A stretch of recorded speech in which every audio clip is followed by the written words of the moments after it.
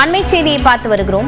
வீரப்பன் தேடுதல் வேட்டையில் பாதிக்கப்பட்ட மக்களுக்கு பாக்கி இழப்பீட்டுத் தொகையாய் வழங்க 3 வாரம் அவகாசம் கோரப்பட்ட நிலையில் அவகாசம் தந்து உயர்நீதிமன்றம் உத்தரவு பிறப்பித்திருக்கிறது.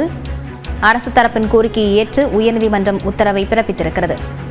வீரப்பன் தேடுதல் வேட்டையில் பாதிக்கப்பட்ட மக்களுக்கு பாக்கி இழப்பீட்டுத் தொகையை வழங்க 3 வாரம் அவகாசம் கோரப்பட்ட நிலையில் அவகாசம் வழங்கி அரசு தரப்புக்கு உயர்நீதிமன்றம் உத்தரவு பிறப்பித்திருக்கிறது.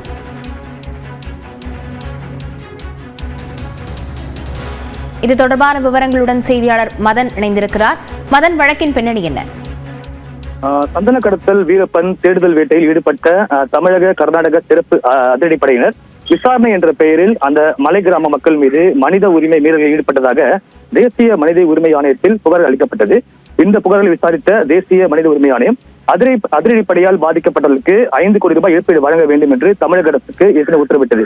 இந்த உத்தரவுப்படி தமிழக அரசு பாதிக்கப்பட்ட மக்களுக்கு 1,20,50,000 ரூபாய் இழப்பீடு வழங்கிய நிலையில் பாக்கி தொகை 3,80,00,000 ரூபாயை வழங்க வேண்டும் என்று தேசிய மனித உரிமை ஆணையம் ஏற்கனவே உத்தரவிட்டது. இந்த உத்தரவை எதிர்த்துதான் தமிழக தலைமைச் செயலர் தரப்பிலிருந்து சென்னை உயர்நீதிமன்றத்தில் வழக்கு தொடரப்பட்டது.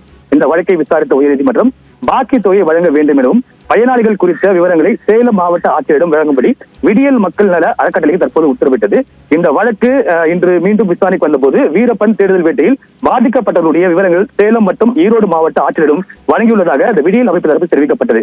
பாதிக்கப்பட்டவர்கள் அடையாளம் காணப்பட்டது குறித்தும் இழப்பீடு நிதி ஒதுக்கீடு குறித்தும் அரசு கடிதத்தை தாக்கல் செய்த தமிழக அரசு பாக்கி இழப்பீடு தொகை வழங்க 3 வார கால அவகாசம் வழங்க வேண்டும் என்று தெரிவிக்கப்பட்டது.